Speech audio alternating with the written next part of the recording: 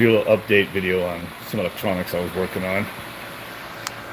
Since the wife gave me that whiteboard from the home school room, I finally bought some dry erase.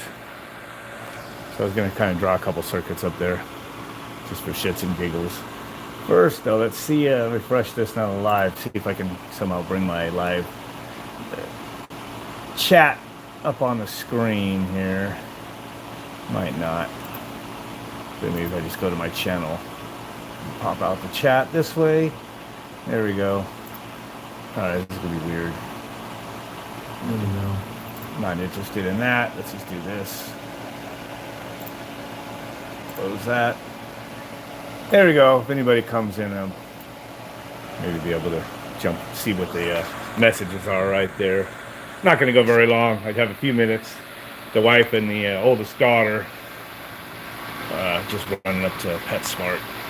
But anyway, we've been hey, what's up, man? You got one person coming in. So I've been working on my little do-it-yourself solar assisted, AC unit outside. And you guys know the one circuit here exploded. Not this one. This one actually was working.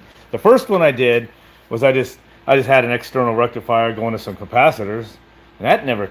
And these are just little Mitsubishi rectifiers here, charging these 3 capacitors plus the ones that are in the variable frequency drive, just like this one, out in my unit. Never had any issues. But I soldered one more of these big yellow capacitors out there. Remember, this thing is ugly, but it worked fine until I took it off. It wasn't a regulator. That was just a DC rectifier to be external from my VFD. But I got all these circuit boards in here. So here's an LG circuit board. So you can see I've taken like 3 capacitors off, I think, so far to use them for different things. So one is in that box that's out there. It's been working fine. And then I took another one out here and I soldered it. And I put it, right at my VFD, thinking, you know what, I'll get better regulation, if I had another capacitor maybe, just to smooth out the pulses. I was figuring when I had that Triac out there and stuff. Actually, yeah, so, anyway, well, here's the thing. I used this soldering paste on the wires, and I had it all over that capacitor. I had the feeling this stuff's conductive. So it like, boom, and you guys saw that video. So it blew up this freaking diode pack I had, and I stuck the other one in there thinking, I fixed the short after I took that capacitor out, but I think the track is blown too. And then it blew up the other one. So now I don't have any of those. So I just wired my AC power right to the VFD's inputs, just single phase in and 3 phase out, and that's why it's running again. Whatever. And the DC still tied to the DC bus from the solar, but I just don't have a way to regulate the utility power to back off or shut down. I'm wanting to use as much solar power as possible at any moment. So I was trying to make these different control ideas. So I was using the Triac for a couple months, and it actually kind of worked. And let's see. We can do the little whiteboard here for the reasoning. Yeah, so electronics was my background before HVAC, but my career has been HVAC, so I know enough with electronics, to be dangerous. But when you have an AC signal, and like right here is your zero plane, so it's alternating current, plus current, and then negative, and then back and forth. So with a Triac, the way those Triacs work is they're for AC power. You gate them, and then they'll conduct. You got to gate them, and you can actually vary the voltage to the gate. And basically, if you vary it, it has to exceed a certain voltage before it'll conduct. So you can make a wave clipper really easy. That's your AC in. But if you use like a Triac and say you make the gate threshold right here, it'll like stay at 0. And then all of a sudden go up to wherever that gate threshold was. And it'll finish the waveform, actually. Because once you gate a Triac, they stay conductive until the 0 crossing of the voltage going through it. And then it'll stay at 0, because it's, again, going to wait till, that threshold, the same threshold as this. for the next waveform, you know, negative, and then it's going to go boop, and then it's going to go, stays dead zero and go shoot right up to that amplitude and then finish the waveform like that. So, and then if you do it, the threshold even higher before it comes on, you know, then your, it'll stay zero longer and then boop, go up to the very peak, you know, before it goes on and conducts. And you get like that. So that's your little clipper, you know, that starts looking pretty shitty. But, and that's what they do, like, you know, those ICM 300s or whatever they are, those speed controllers for outdoor fan motors. That's what they're doing. It's basically not conducting this first part of the sine wave until it reaches, you know, the threshold, and then it can conduct. So it's like, it makes the amps, you know, stay, you know, they're really high when it comes on. So that's why when you put your amp meter on those things, even though the motor's going slower, it's like the amps read kind of pretty high. Well, it's because it's like getting nothing and then all of a sudden something, but it's just for a shorter of the duty cycle. So the duty cycle of the total sine wave has been shortened down when you clip the wave, but it's like a bunch of current, you know, it just, and it never gets up to speed though, because it's like, boop, oh, finally conducted, and it's right at the peak, and then it's falls down the rest of the way. So those wave clippers are pretty crappy, but I wasn't doing that. I was kind of like just pulsing with my last contraption. I was just pulsing when the gate on whenever my DC voltage was below like 320 or something. And I guess I should show that as like when you have your AC voltage here, right? And if you keep going, it's just going to be like this. And then if you rectify it, you're going to just flip these all to positive. Just by, you know, having 4 diodes, you can make it just turn into a pulse like this. So from zero, it's always just 0 or plus now. And then, so peak to peak, just like in 230 volt, is actually more like 330 volts peak to peak, but you're reading through this an RMS, which is just your amp meter making like that RMS. It's like an average with root mean square or whatever. So it's really more like over 300 volts. So it's like 330-ish, I think I get. So if you invert these peaks from 0 are still going to be about 330 volts. So if you unload, don't have a load on it, and you just charge up a capacitor, it'll just carry these peaks across, and you'll read like 300 volts DC, you know. So I was using the Triac and just pulsing it just whenever my DC bus, you know, which is referenced at the VFD, was below like 320. And basically it was just turning off the AC voltage and then just letting the gate be enabled through a optical isolator just whenever the DC bus went below like 320. So it was basically randomly clipping it, but not every single time, but just every time the voltage dropped down. It was very crude, but it worked. So then my idea, I don't have a freaking, I didn't bring out something to erase that. I was thinking, you know what? I want to take this right here, and I'm thinking, you know, the way Triacs work is real crude with clipping. I'm like, instead of like clipping it to where it's like clipping and just getting like, you know, this, you know, this is what the net result would be, to where it's like 0 until right here. I'm like, what if we just chop off the tops? Like I make a MOSFET taking the unfiltered before the capacitor, but after the rectifier. I was thinking, what if I just make it a read my sine wave, right? And when the voltage exceeds a certain amount, whatever my threshold is, which is what this is doing, I've just got an AC here. This is not powering that fan. This is just feeding to a chip, right? And this is going to DC, and it's that's just a comparator chip. So you've set a reference voltage, and then when the voltage on the other pin exceeds it, then you get an output. And if you switch them around, it'd be the other way around. It'd be like when my AC voltage, you know, which is this rectified DC, I'm getting these ripples. Whenever it exceeds the reference, it shuts off the output. And then the output is going over to the other circuit over here, which is just a MOSFET, which is taking that, a separate but in phase AC power here, rectified, and I'm just chopping it off at the top instead. So I was kind of in my mind thinking, I'm going to get a waveform that looks like this. If I like set the reference there, it would be, what would it be? It would go up and then flatten off and then go down.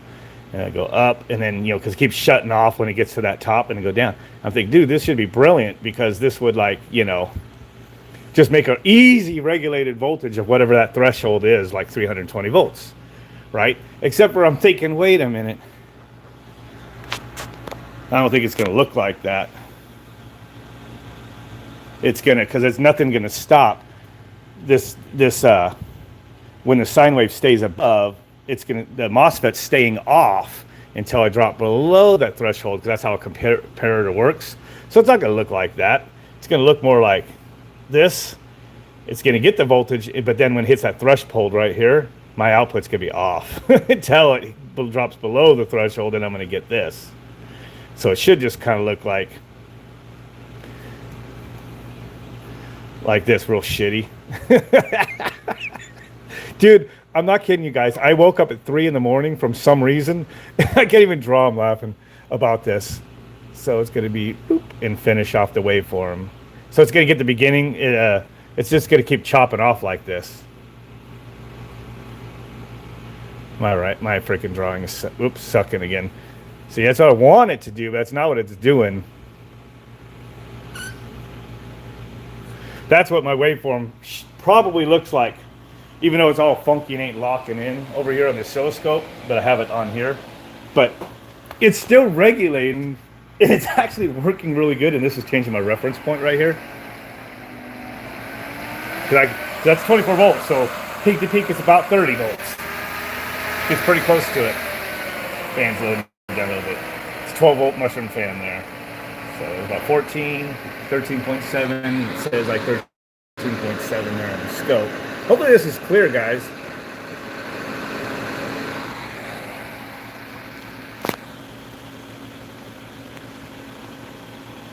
I'm trying to read the comments now. I use a Triac optocoupler. I don't know if I've heard of that, but I have Triac optocouplers. But the thing is, like I said, once a Triac is gated, it stays gated until the AC power crosses the zero. It stays conducted. It doesn't like you'd think, when it clips it, it would like look like this, or something. That's what I used to think in my mind, but it doesn't. It actually, this part, it stays conducted, or whatever, until it crosses zero, like I did there. But yeah, so I'm kind of, I woke up thinking, wait a minute, I don't know what made me think about it, but I literally realized this at 3 in the morning. This happens to me, and then I can't sleep. So I hardly slept from 3 o'clock until my alarm goes off at 5. Then I fall asleep and snooze it until 5:30. It's just the way it goes. So this is probably what I'm doing to that fan now, which is regulating it, but it's just still kind of a funky. It's still going to make, like, when I convert this over to not my little 24 volts, but like the 230 volts, it's still going to be like a bunch of spikes to charge the capacitors and the VFD. And I'm wanting it to be like really smooth. So, I need something to wipe that.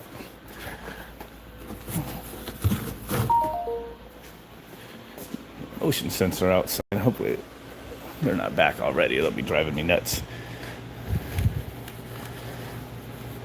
So the thing is, like, high voltage, DC, buck boost, all that stuff. I mean, it hasn't been anything I've really messed with a whole lot on low voltage, although I've put together circuits, per designs, and they work.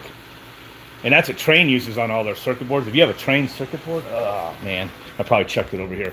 Train uses buck power supplies. They're really, really accurate. In here, that's what just add them. Is this it? That's a different Train one. That's got a crappy power supply on it.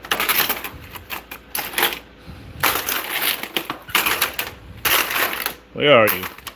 It's probably at the bottom of this thing. Carrier. But when you see a bunch of big resistors, that means, kind of low tech. But there's here it is. This is a Train circuit board. And they use buck right here. The chip right here. That I like to use this 5-pin. It's also on the RTM boards and everything. And then there's your coil, and then there's diode and all that kind of stuff, and then of course the capacitor, and then that's their regulated power for the logic. This is the board I actually was trying to reprogram, but it's just with all the wax coating or whatever and everything, it was just getting really hard to kind of solder anything to it, so I kind of gave up. I'll put that back later, but that's my junk thing. Hey, detecting Arizona, what's up? So, I don't know, it's pretty challenging. I know you got to put a bunch of weird stuff in, I forget what they call it, but like extra capacitors in there, and a bunch of things in the circuitry. You're supposed to like, I guess MOSFETs work, they're basically like charging a capacitor or discharging one internally, rather than just biasing, the base like you do in a regular bipolar transistor. I always just usually pulse width modulate right to a MOSFET like I am here. There's nothing, the resistor isn't anything I've calculated that critically, but I'd look at it, it doesn't get hot usually, and then usually you're okay. It's warm, but it's not hot.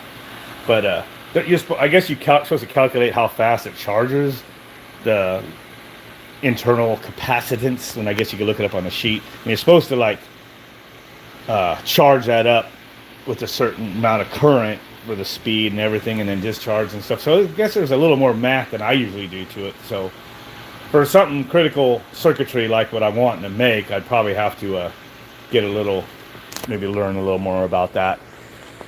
I guess you have to do the same thing with the IGBTs and stuff, so they don't get hot or die, or if you don't turn them on all the way fast enough to make a lot of heat, and I guess you don't turn them off fast enough, it's not always that good, especially if you have it doing two different voltages, two MOSFETs together. They can actually shoot the current from one through the other and just blow them to hell.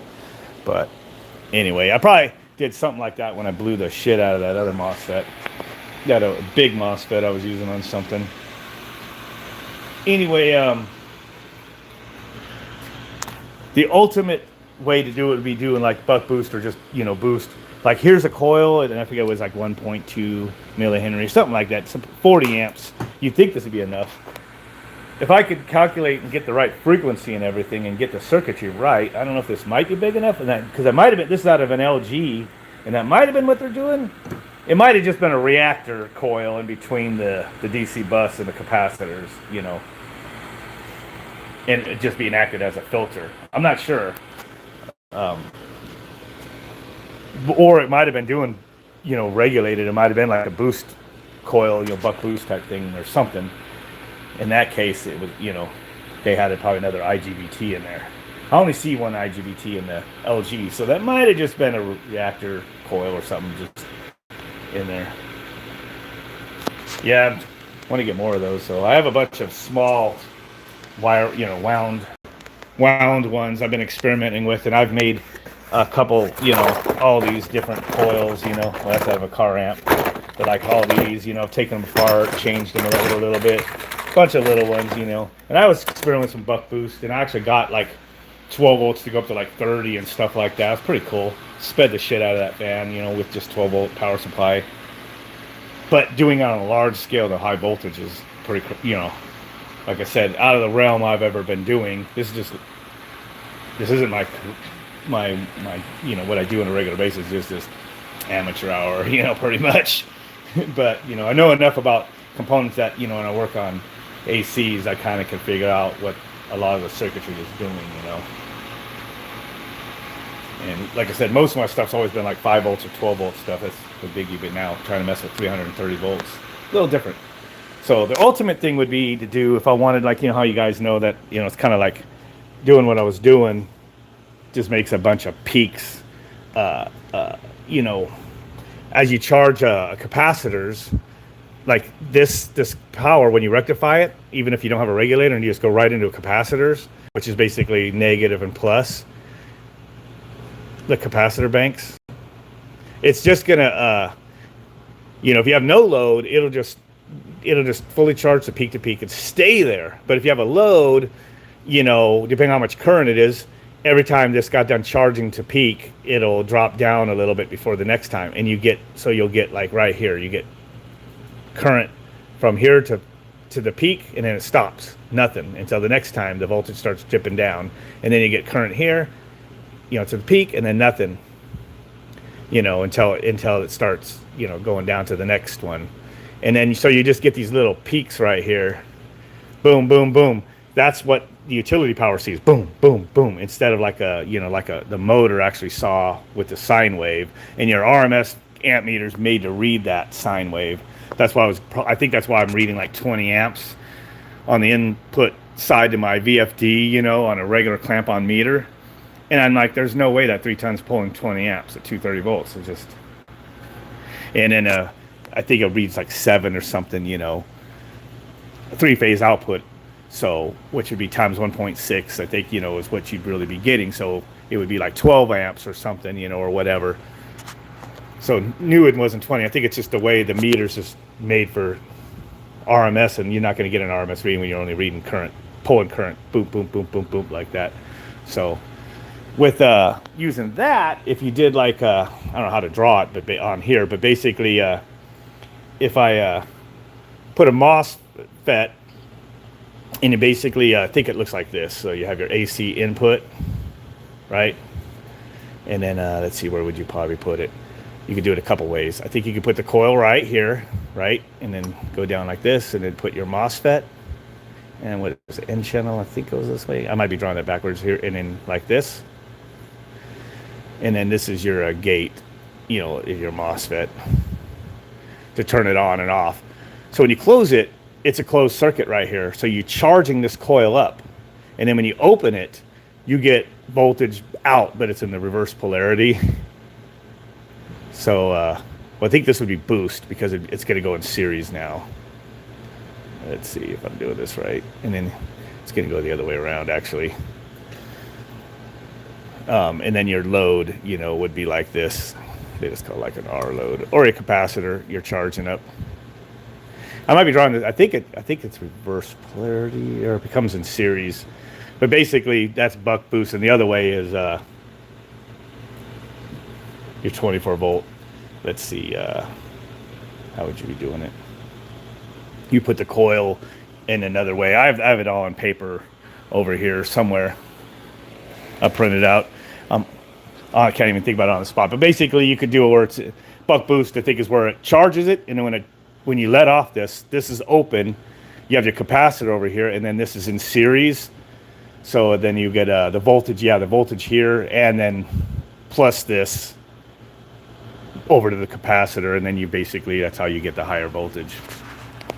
I might be drawing it wrong with the diode there. I think that is correct, though. If it's correct that way, then the capacitor would be, minus and plus. But, and then you can do, they have several different ways of doing it. But the cool thing is, if you take this back out of the circuit again, as you're charging this, it doesn't matter where your capacitor is over here. Whenever you close this, it's ignoring this part of the circuit. And so as you're pulsing it faster than 60 hertz. It could be 1,000 hertz or 30,000 hertz, depends on the coil and the resonance and whatever it's tuned for.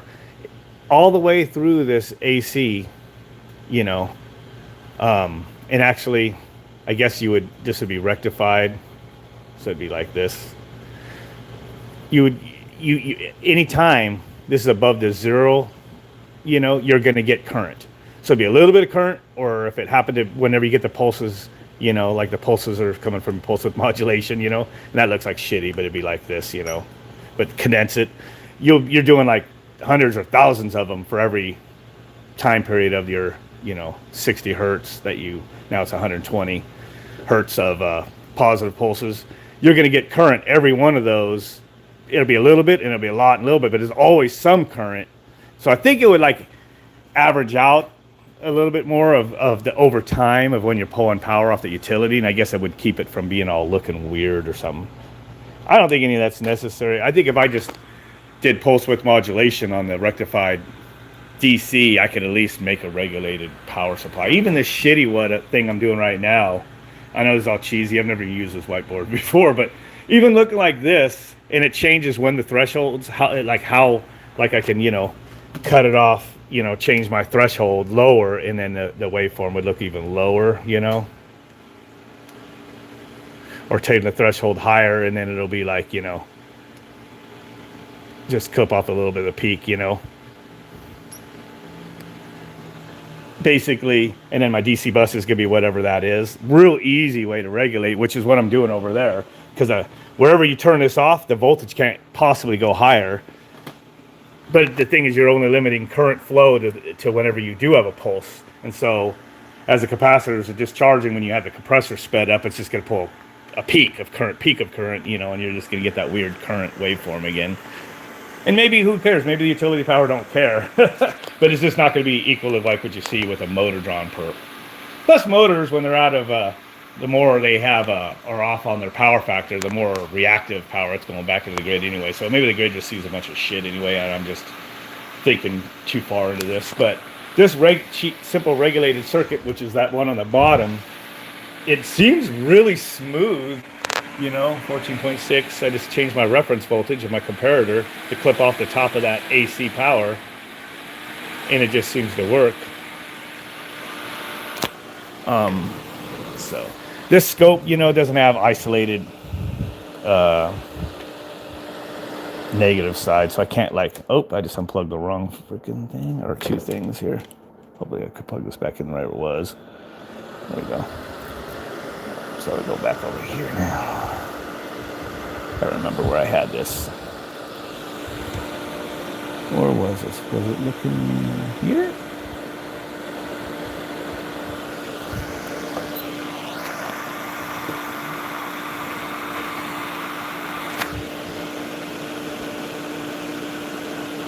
Okay, so that's just my AC power coming in. Yeah, right off of here. And I have everything all messed up now. And then this is the on-off points of the output of the comparator. So if I change my reference point, it's just changing when it clips off that AC power. See that? There's no microprocessor or anything here. It's just a comparator chip. It seems to work. Looks like I knocked loose my voltmeter too somehow.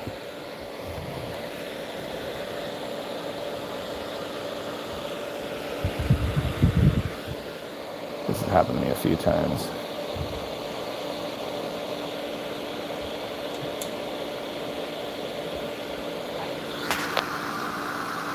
Yeah, I don't know what I did. Meter's not reading voltage. But fan sounds about right. Seems okay. Check the messages. Igor says I need a life.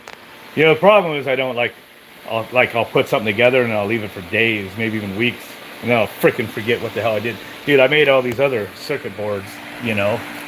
Look at this. Has the LCD output, has a slave board with optical isolators, that's driving a MOSFET, you know, and some buttons and everything, and then it's like, then you start forgetting what everything was for, how you hooked it up. And then the other board I do, it's similar, but I just do a few things different, and it's like, dang, I forgot. So, oh, now my meter's reading again. Weird.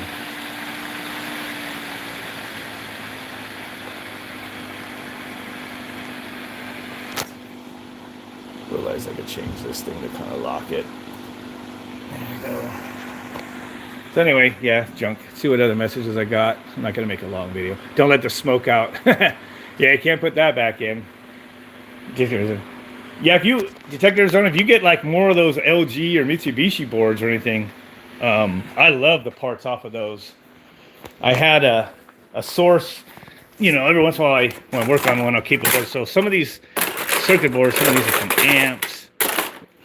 There's a Prodigy board, but there's nothing really useful for me on there. I haven't taken anything off of it.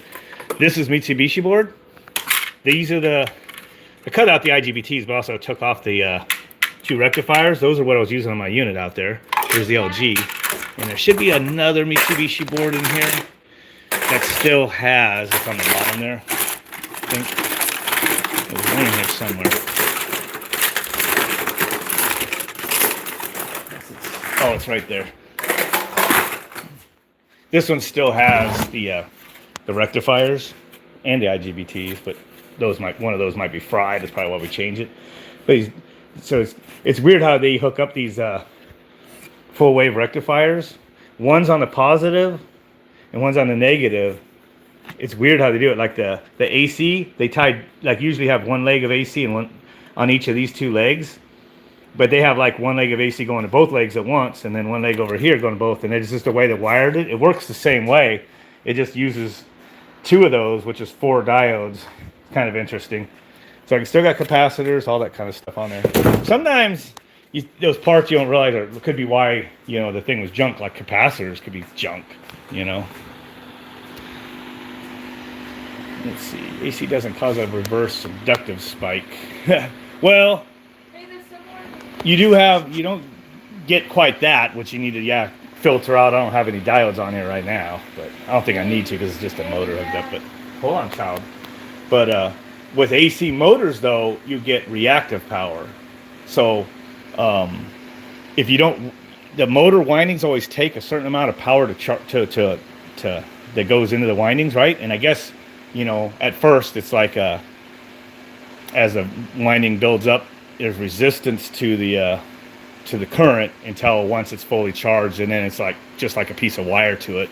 Pulls a lot. But anyway, they're designed, you know, for whatever 60 hertz and everything. But you have a certain amount of power going through the field on these motors, and then that power is, you know, converted to mechanical energy to turn the pump or whatever. But if you have a 3-horse motor, like, or something like that motor over there, and it's not on anything, there's a big power factor, like, because I'm like not putting the power in anything. So that magnetic field, as it collapses, the field goes back into the grid, and they call it reactive power. So that's what they use the capacitor banks for, to correct or whatever. So it takes that reactive power, just goes right back into the motor on the next cycle instead of going through your line power. You could free up, you know, load off of your power on it, you know, power distributor, you know, panels, breakers, everything on a facility. If you find a bunch of motors with bad power factor, put those capacitors on there. I guess it just, you know, other than that, it doesn't do much good unless the utility power company charges you for that. But anyway, yeah, you see, you have that basically to worry about. Yeah. So, well, you always have you always have the current that's magnetizing it. But when the power doesn't get induced into the load, I guess you get more reactive power coming back. And I know when we had that fluke meter, we hooked it up on a job site I had years ago when I worked in-house, and they bought one of those fluke power analyzers, and it showed like the relationship of the apparent power or whatever, reactive power and all the phrases were. And we put on it told you what your power factor was, and then it told you what capacitors you needed, and we bought the capacitors ourselves and put them on the boxes. Power factor correctors, we actually just ordered them, the GE power factor correctors, and put them on, and it like tightened that up, and then our power factors would be like 90-something% or whatever. Or actually, I think I'm saying that wrong. I think 1.0 is your perfect one, and then it would have like whatever ratio of that. So we had like I noticed when I was going around to stuff, like we had like carrier air handlers, and like we had like one in the mechanical area cooling the chiller plant. There was no ductwork on it, so it had like a 5-horse motor something in it or something, but there was no ductwork, so there was no static. It was basically the motor was loafing. That was like the worst power factor we had in the whole facility. That one right there was like crap. So it was pulling like like 9 amps or something. I forget what it was, is what your amp meter shows. But when you put the fluke power analyzer, it was showing that the volt, it was using the 9 amps, but then a lot of it, like most of that power, was going back into the grid as reactive power. But then we put the capacitor bank right there, and if you took your amp reading before the capacitors on your line power of your building, it went down to like 3 amps, and so it freed up like 6 amps off of that. And technically, say if you were tapped out on your load panel or whatever, your breaker panel or whatever, and you did that to a bunch of motors that had shitty power factor, you'd actually free up amperage out of and then be able to add more equipment or something. I guess that's one main reason people actually bother with power factor correction. The boss I had, he was thinking that they were getting charged, that the amps we read was actually what we were getting charged, converting it to kilowatts an hour and everything, and that if we did that, it was going to save a whole bunch of money on all these motors with bad power factor around the facility. I don't know. I was reading on the internet. It was hard to get a clear answer, but a lot of people were saying that a lot of utility companies didn't. I guess the power technically goes back into the grid, so I don't know. So maybe they didn't charge you for that. You only have what was actually going into your load. Who knows? I still didn't have a clear answer on that. But anyway, that's what we did. And as I was saying, the motors that had like the worst mismatch in load, which means your load was really low for what the horsepower of the motor was, it had the shittiest power factor. So people are talking they try to sell residential power factor correctors. Well, those compressors are usually at their full intended load, and sometimes a little under, but most of the time they're pretty close. So I heard that their power factor was close to as good as it's going to get anyway, and adding capacitors did relatively nothing. It was more like just a scam. So on single phase residential, which you someone watches your videos that's in Arizona. Yeah, she's eagle eye for everything, so she saw the name detecting Arizona. There's probably a couple people from Arizona, but that was obvious. Yeah. So yeah, minis. So I don't know if you guys have heard about the. I did a couple videos on them, but there's a brand called Frederick, which has been around since like the 60s or something, making window shakers and whatnot. Well, they make these hotel room units now that are like state of the art. They have their quirks, but I'm impressed by them because there's no shortcuts on the circuit boards. They have SD cards on there logging all the data, and you could send that to the tech support. I mean, they thought ahead, and so I think they're good units that just need to figure out, get the little quirks worked out, which they've been doing. They reprogrammed them like in the field by, I guess they put a file on the SD cards or something and stuck them in there. I wasn't there to get to do it, but they added jump frequencies, so the variable frequency drive would skip certain frequencies that were they found to be shaking the refrigerant lines and cause them to crack. I mean, cool stuff like that. So anyway, those Frederick units, their circuit boards have power factor correction or whatever they called it, but I was looking at it and I was reading the DC bus. We got 208 volts single phase going in, right? So 208 volts full wave rectified is like 300 volts. So the most I should see is 300 volts, right? Going at the capacitor, on that thing. But nope. I'm reading inside those units on their circuit board, 430 volts DC. And if you look on their circuit board, which you go back in some of the videos, especially one I think I did on that, you can see they're not regular induction coils like this. They look like transformers. They look like they almost had like 4 taps in and 4 out or something. There's 2 of them, and don't quote me on that or what exactly it has, but it looked like it had multiple taps on it. Maybe they're just paralleled up. I don't know. I never got that far into it, but I could definitely see, glancing at the circuit board, it seemed like it had 2 IGBTs in there. One is probably doing regulated power, and it was boosting it up to 430 volts. And when I looked in the paperwork for it, the manual that we have on flash drive or whatever I had, it did say, yep, it had some sort of power factor. They call it power factor correction, and it didn't matter if it was 190 volts AC or like 290 volts AC going in. 430 volts is at their bus because it was very precisely regulated, very high tech, and pretty awesome. And then that 430 fed the IGBT that's running the compressor, variable frequency drive, which was a rotary compressor. So they have a very precise voltage going to their inverter section. And I think that these Mitsubishis, they have that inductor coil, which again, it could just be reactive like coil or whatever. Like you can add to if you pull like on a VFD, you could take 2 screws off where I always tie this jumper right here. And put one of those coils in there, and that's supposed to just filter the DC power. And I think they just call it a coil reactor coil or whatever in the book if you look in there. So, which is what this could be. And you see these in those Mitsubishi mini splits, but look, there's 2 IGBTs. And if you start looking at how the circuitry works, AC power comes through the relays, and the relays send the power over to here.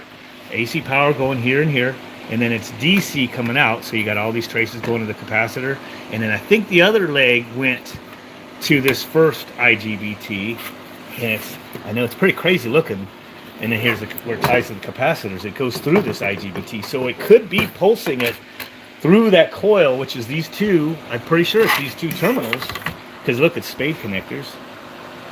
Unless it's these 2. No, because those are on the same. Nope, those are on the same potential. I think it's these 2, because look, it goes to the IGBT, and then the other one, also does. Somehow they have it fed. Somewhere in here is that coil in the Mitsubishi's is tying there. And I have the feeling they might be doing a buck boost. And so next time I ever work on a little Mitsubishi, I need to read the voltage again on here and see if it's higher than what I should be getting, which you can just read. There's your DC connector right there. These two terminals just go to your capacitors right here, and then over here the capacitors. So it's real easy to read the DC power, and then it jumpers to somewhere else, and then your AC power you can read right there.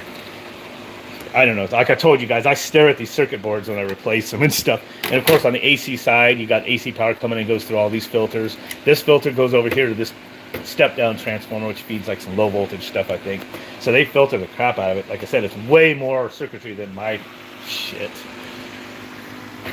So let's see what you guys are saying. Right there. Yeah, what Wayne's saying is the power factor correctors have inductive reactive power.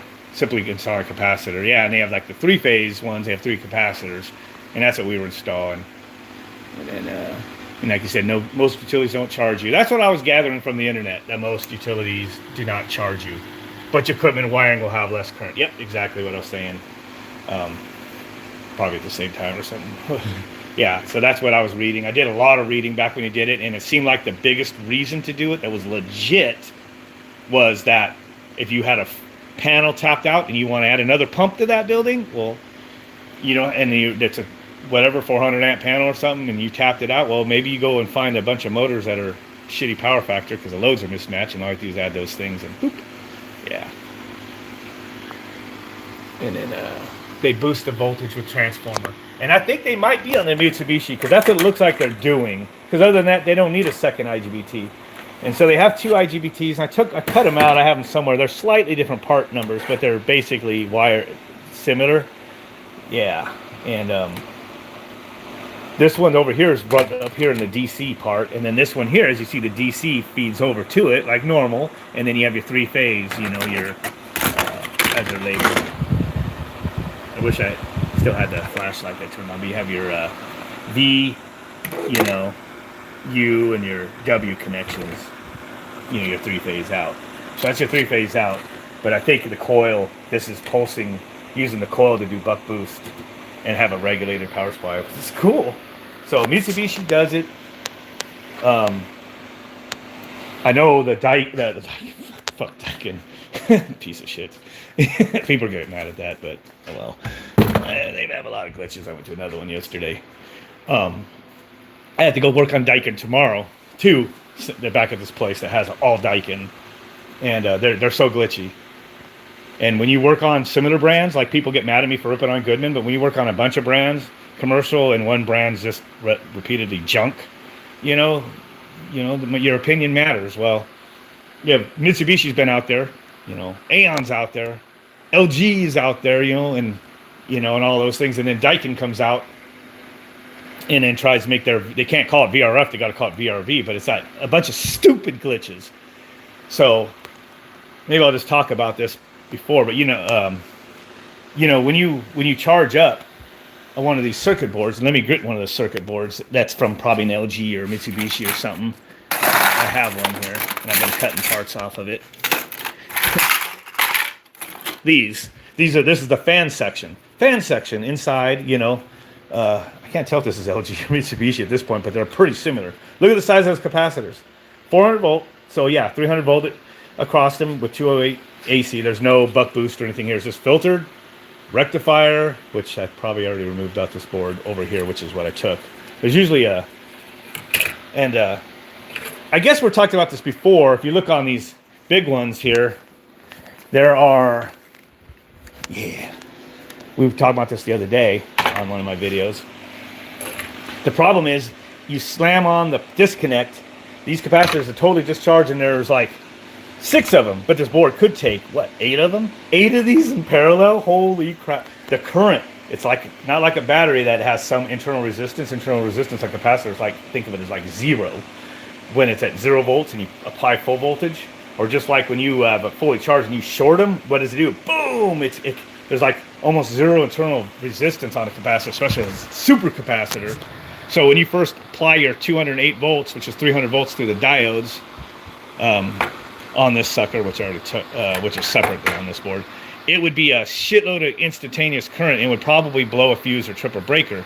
So what these guys do is they have a delay circuitry, and here's the in dual pole. Here's your AC power coming in, your 3-phase, one leg here and the other 2 legs. 2 legs they break to keep it open. And then I think I cut all the resistors off of here for something. So now you guys can't see them. Where were they? They're all over here. Where were they at? Oh, man. I followed the traces until my mind was blurry. But there was a bunch of these big resistors, these big ones. I think I was taking them, all these resistors here and stuff. I think I was taking them off these boards. So what they do is the power goes through resistors and then to a small rectifier, just some diodes. There was a bunch of diodes in circuit, and then it went to the capacitors, and they get charged up to a certain point to soft charge, basically, slowly through the resistors. The resistors probably get hot, except for they only have to charge them once, and then as soon as they're up to a certain threshold, the computer board goes boop, close this, and now it's charging regularly through the big diode and the, you know, and the input here. And then I think that's how they keep you from blowing fuses. Well, these boards don't have that, I don't think. See, that's not a, no, I guess that is a coil. Maybe they are doing them. I don't know, but maybe Daikin isn't doing that. I'm just trying to guess at what's going on with the Daikin. I think this does have a relay. I don't see any big resistors on here for charging the caps. I don't think they do. All I know is sometimes when I connect the power, just like with the ECM motor, it gets a spark. Boom! That's because the capacitors were just charged, and it took a peak current surge to charge them up. So... yeah, like what he's saying, Roy there. A good inverter will charge capacitors through resistor before it turns on. Yeah, and that's what these boards do. I follow the traces. Like I said, when I change the board, I sit there and stare at them for a while, and I saw that's what it was doing. I go, what are these freaking like 8 resistors on here for that were really big, high wattage resistors? And I'm following, oh, it's going through its own little rectifier circuit and charges the capacitors before the relay closes. And then after that, it's full current through there, but the voltage never goes below like 10, 15 volts, you know, or whatever, as the compressor's pulling current from it. But I think the Daikin board might not have that, and maybe if I get a good chance to look, maybe I'll take good pictures of one tomorrow. But so far on a couple facilities that have VRVs, the fan coils inside, the motor's rated like 0.6 amps, and we keep getting blown 15 amp fuses. I go there, the whole system's down, and one of the fuses is open. And the first time or two, I'm like meg ohming stuff. I'm taking these little motor windings off and looking in the book, and it tells you what resistances they should be, and it was all fine. Then I put a fuse in, turn it on. Nothing happens. It works fine. And then I won't get a call back, like right away or anything. It just works. But then I'll get a call like a month later to the same facility on another fan coil. Same thing. One fuse is open. Then a month later, I'm on another fan coil. And that could be what I'm going for tomorrow. And I was at the same facility like a week ago, same thing. So it's happened to like 3 or 4 fan coils now over the last year that these have been installed. I have the feeling that whenever the power goes off and on, which could be power outages, it could be when somebody's turning off the disconnect to change a filter, you know, maybe it gets an inrush current, pow, every time it turns on, and those little shitty 15 amp time delay fuses, but maybe just whatever the elements are made up, I have the feeling they're getting zapped, and eventually the fuse just opens. And the reason I'm critical of this Daikin VRV system is when one of those fan coils goes down, you get a fault on your thermostats, the ones that are still lit up, and the code is like 9 or whatever. You look it up and it's like, there's a fault on the system, just not this one. Seriously, that's what it says if you look up the app or the book. And then you go, and what you do is you go find the thermostat that's blank. This particular one facility has a touch panel in the server room I could go into, and one of them will have a lightning bolt, and basically it's not communicating to that one. That's what's happening to the system. One fuse is open in one fan coil, and it could be 7 fan coils on this combined branch box system. So it goes, oh, lost communication because the fuse is blown. What does the system do? Shuts down the whole system, and nobody gets any cooling. So the other 6 fan coils get no cooling. They could get cooling, but they won't, because Daikin engineered that like full retard or something. So we'll see what's going on there tomorrow. But we have a few facilities with these Daikin VRV units, and I've had the same thing at both, I think. But this one facility, which happens to be a utility company, hint there, they have these systems. It's happened like 4 times now. We'll see if that's tomorrow. But they said there's a system down, and they have 3 VRV systems, 3 pods of split VRV systems. I mean, Daikins, and then they have about, I don't know, 12 or 15 Daikin Rebels, which is their VRVs within a package unit. Getting glitchy stuff with those at every facility they put them in. They don't like the power being quickly turned off and on, such as them being tied to a transfer switch at the medical facilities. Every medical facility we put those on has these voodoo faults for pressure temperature sensor or something. And it's always when they do the generator transfer test. We finally figured it out after like the second facility, and then that's what it was. And every single place we go to with those, that happens every month. The customer believes you, and they just turn off the power and turn it back on to reset it instead of calling us out every time. So anyway, yeah, Roy, the power, I think it's like I was showing on that circuit board. I think it's going to delay on these from when you guys are watching me. But yeah, I think I think on those crappy smaller boards, EMS motors, I have a handful of them over here, like here's one with the module on there. I don't think these have any soft charge circuit in them. It's just because whenever you hook this to power, you get pow. And if and it'll do it enough that each time you put in a disconnect, it could be a condenser unit, right? And your contactor's not pulled in, so nothing's being energized as far as a motor. But when you put the disconnect in, it's charging up the capacitors in this outdoor fan motor. And guess what it does? Pow! And you'll see the freaking marks. If you do it a couple times, you'll see the marks on the freaking pull-out tangs because of the 100 amps or whatever it saw for a milliseconds, to charge those capacitors. So it's pretty interesting. But see how rock steady this is? Regulating. So I don't know. This would be an easy circuit to do.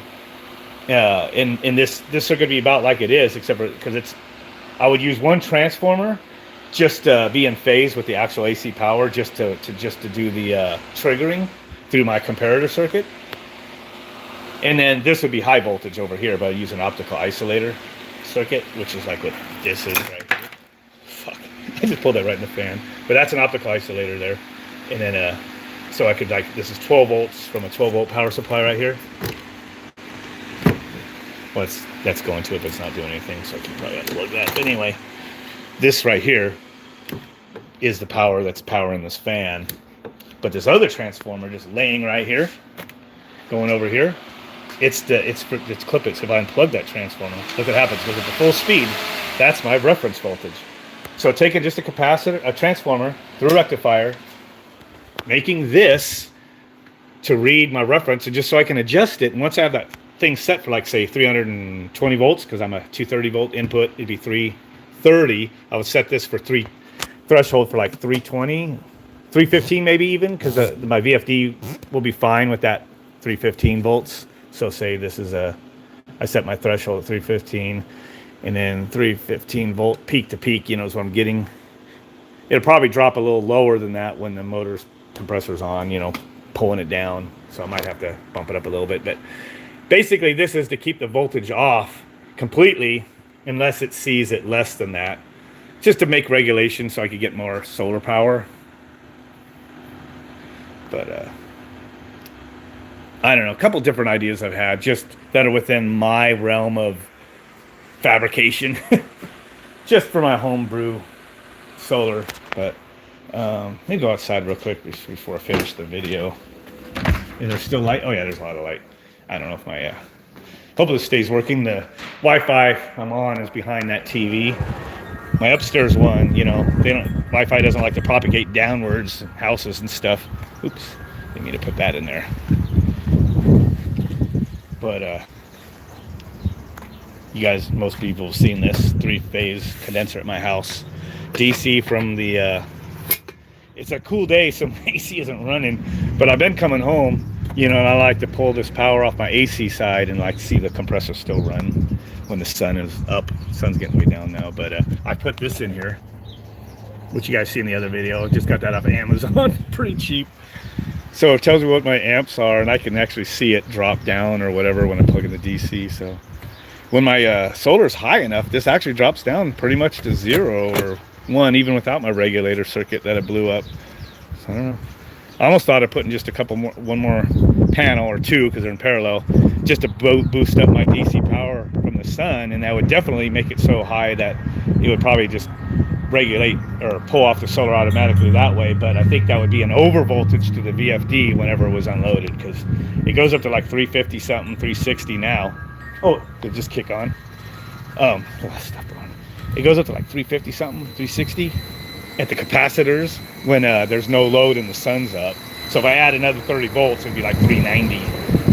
So now you see 7 amps. The sun's way down, so it ain't doing crap. But it might be helping 1 amp. So you see, I'm gonna plug the sun. Nah, it doesn't change it at all. The sun's too low, too acute. But when the sun's way up in the sky, that drops to almost 0. And when it's like 330 or whatever, it drops to like 3 or 4 amps. So it's still like contributing. But yeah, the sun's way down. That's my thing. So it's that acute of an angle. You ain't getting crap out of your solar.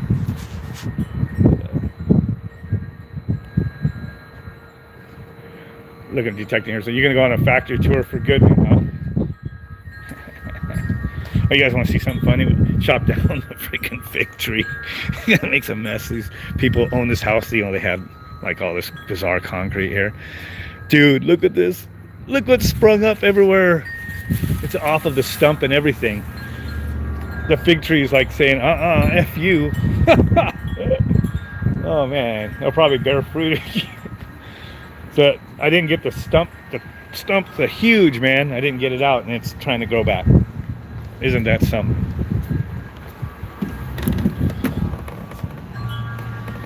Yes, brain wrecking, Luke. Luke, if you might not have heard me earlier in the video, but the whole reason I was doing that whiteboard thing is I literally woke up at 3 in the morning and thought about my circuit and how that was actually making the waveform that it wasn't, that using the reference voltage to chop off the tops, it doesn't chop off the tops to look like this. It's going to look like this. It still regulates. It still keeps the voltage to the out from going any higher than wherever you turn off the tops of these AC pulses, you know, full rectified AC to DC. It's still going to stop it from ever going above whatever threshold I have gating my, or I should say, you know, switching the comparator, which gates the MOSFET off, you know. It regulates very well. And so you see my DC bus transformer, it would be almost 30 volts DC peak to peak, fully rectified, but there's 12.4 because I set the threshold for that. So I gotta keep thinking of stuff. The fig tree was a mess. It was kind of cool at first, but the birds just shat all over the place and they pecked away at the figs. Oh, and then the wife's like, get rid of that tree, you know, it's nasty. So cringed the day I took the saw to it, but I didn't finish taking out the stump, and we needed to, I guess, dig it out and burn it, but I never did that part. And then look at how green it is out there coming up in there.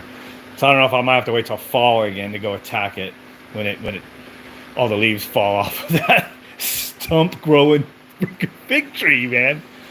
Anyway, all right, yeah. Go ahead and shut this stuff down. Turn off. I remember turn off. The main thing I always turn off is that soldering iron when I have it on. And then, so, and I already showed you guys this. That's kind of the 1000-watt inverter I scored. I still need to, it says 97 amps DC input at 12 volts. I still need to hook these cables up to like a car battery or something, or put a whole bunch more of these batteries I have in parallel, and see if I can actually run the toaster on it or something to give it a good test. So, all right, guys. Yeah, thanks for the chat and stuff. hopefully the video looked good. I went a whole hour. I just thought I was going to go a few minutes just to tell you guys what kept me up last night. I literally was laying in my bed for over an hour this morning. So anyway, and then one thing, I'm kind of not sure how to mention it or not, but I'm changing my job at work to a slightly different part of the field. So instead of I won't be doing all the repairs, which is going to change my content a little bit. And I'm going to be doing like a tech support thing for a vendor out here. They watch the videos too, people that work there. So I might get some cool stuff from the unit specific stuff, and then from my projects. But you won't be seeing really the cooling towers and pumps and stuff like that anymore, and just the Daikin. So I'll have to, hear that through the grapevine now. So, but I'm turning 51 in just a few weeks, so it's kind of I won't have to like be up on these big roofs, and won't be doing all those cooling towers and stuff, which there. So Doug, we don't have a Doug where I work unless he's in the installation department. Unless you were talking to somebody else in the chat. Seeing what Greg put there for comment. But nope. And then where I work, coincidentally, several other people have left over the last couple of weeks, and not something I wanted to because I hate that I'm leaving, being one of their main people, kind of puts a little dent in them. And then somebody else I brought over is leaving to go to a union job, and so hopefully, I wish I knew other people in Arizona that I could send over their way. But anyway, my wife's been on me to always get a service manager position or something, and that's just not my cup of tea. I don't want to be the office politics between an owner and the techs and stuff. Being tech support, helping techs, which I do all the time anyway, or getting to play with units, getting to try to find out issues with units, which is something I'm going to get to start doing maybe. Yeah. Oh, Greg. Okay, so Greg knows, I guess maybe he saw it there. I try to keep the where I work separate from my videos and stuff. But yeah, so those guys are people I don't know that he's talking about. But yeah. So anyway, my wife's been on my case. So I haven't messed up my knees yet or anything like that. I get gout and stuff sometimes, but that's why I sit on the bucket with the pad, because my first boss had to get surgery on his knees. I know people younger than me that have to get surgery on their knees and stuff like that. So I don't want to totally destroy myself. I don't want to just sit in an office either and get fat. So I just lost 10 pounds, getting more flat now from being on the COVID in March. And now I'm not drinking the Dr. Pepper so much. Now I'm addicted to this stuff, but it's 0 calorie, of a bunch of monsters. But I'm trying to drink some water. It's got some tea in there, but a lot of monsters and stuff. But that was full of Dr. Pepper. I was putting 4 or 5 bottles of Dr. Pepper in my freaking ice chest. And in the wintertime, it wasn't hot enough to think about drinking water. I was not drinking water for days at a time sometimes. Bad. Just my addiction was soda. And I still drink it a little bit, but I cut it almost cold turkey when I was home for the 2 weeks for the COVID thing. And the second week of my COVID, mandatory time off in February, I was juiced up on Dr. Pepper and fast food and not exercising, and I got way funkier feeling than the COVID. I would take the COVID I'll take it every single year for a week, if that's just a normal thing, before I give it my liberty or be stupid about it like people are. Don't even get me started on the COVID thing. But the worst thing was the sugar overload. Don't even jinx me. No, that hasn't happened to me yet, but I've had sore, and I had the kidney pains during that week too. So I started forcing myself to drink water. The last couple days of that week, I'm like, dude, I got to go back to work Monday. It'll be 2 weeks. Started drinking water more, and then started riding my mountain bike in the mornings because I wasn't doing any exercise. Did that, and then within 2 days, I went back to normal. But then I had gout for a week. That sucked. And it happened in that toe, and then later on, as I was healing, I got it in that toe. That's never happened before. And if anybody knows what gout is, it's horrible. It feels like needles have been dropped in your joint, so you can't even move that joint. If you got it in this joint right here, you couldn't force yourself to move it. You could grab this finger with the other hand, and you couldn't force yourself to move that joint or your elbow or whatever. So sweet tea is what I'm getting right now, Josh, but I've been trying to mix it with the unsweetened. So if you go to McDonald's, I do the half cut, they call it, and it's half sweet, half unsweet. So anyway, it seems to be helping a little bit. I ain't getting the weird buzzes and crashes as much. Feeling funky sometimes at lunchtime like I was when I was just eating junk food and wasn't, sitting in the truck or whatever. So, yeah. So the COVID helped me. So, so it's probably a little better off now. So now I'm going to go into a job that's going to mix me out climbing ladders, but I don't have to rope up the tools. The other person will have the tools.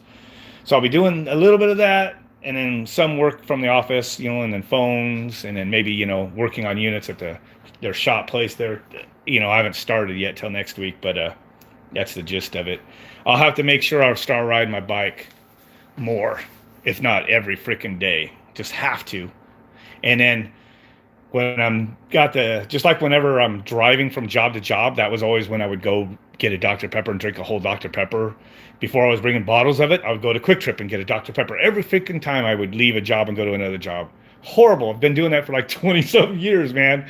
So, yeah, I try to never wear that muzzle unless somebody makes me. So I'm wearing it only 90% of the time, not wearing it 90% of the time on jobs, and then 0% of the time on my own time. Like I never put on a muzzle to go to Walmart, go out to eat, anything.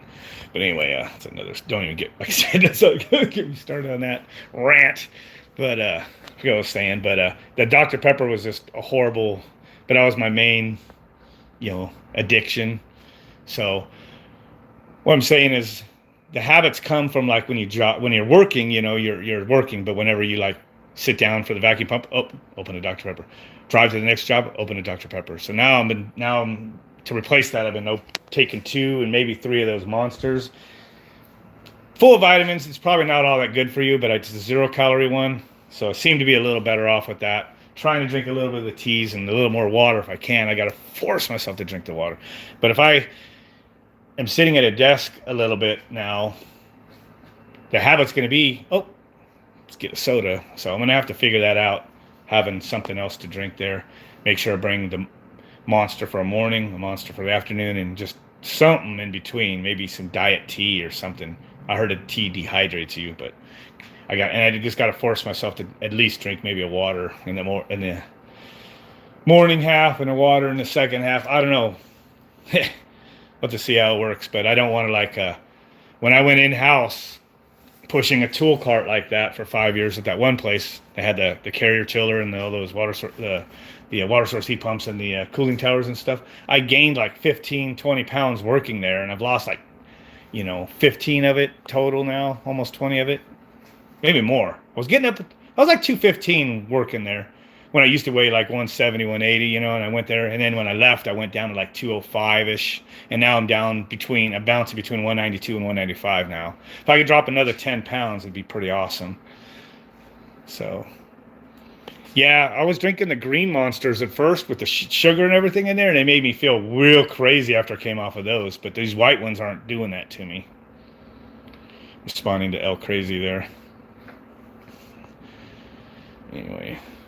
Also, I got to put a mini split in here. So where I'm going might get me my hands on some used stuff, both that I need to cool my garage and maybe to experiment with. Mini split stuff to tie in my solar. We'll see what's going to happen. There might be some cool little projects. There's going to be a takeaway though from my channel as far as some of the other stuff, unless I go, maybe do a side job here or there. Because I turn almost all those away now because I just don't feel like it. And maybe if I'm not turning my own wrenches so much every day, I might go work on something every now and then after work or something. So yeah, small changes, man, hopefully. So anyway, I really do have to cut the video. It's been like an hour, 10 minutes, but pretty cool talk. Glad to get to some other geeks, techs, whatever we want to call ourselves. mad scientists come in here. I know enough electronics to be dangerous, but it's not my career. You know, I don't do it all the time, but I have fun. You can see all the chips, and you know, I wish I would have gotten into microprocessors, you know, many years ago, but I've only been messing with those for a little over 10 years now. Again, just here or there for my own little projects. So high blood pressure. He said it was that. Oh yeah, I don't know if there's caffeine in these ones. Let's take a quick look before I cut the video. They can read it. I do have to wear glasses. Ooh, that print is awful, man. So fat 0, calories 10. The print, I don't. Man, even with my glasses on, there's another can has better print. That one's better. Caffeine. There's caffeine in there, sucralose. So, of course, it's an energy drink. Why wouldn't it? But, yeah, thanks, Wayne. That was pretty cool talking to a couple other guys in there on that stuff. So, yeah. So, like I said, 51 in just a few weeks. So, try to keep myself from getting destroyed. Some of you might know I had a stent put in my heart when I was 44 out of nowhere. But as soon as they put that stent in there and that one artery or whatever on the outside of my heart, the pain and everything went away, you know. And then within a year of that, I went back out in the field from that in-house job that got me gain on all the weight and everything. I was drinking a shitload of Coca-Cola there. So I've told that story 100 times. But anyway, going out in the field helped a little bit.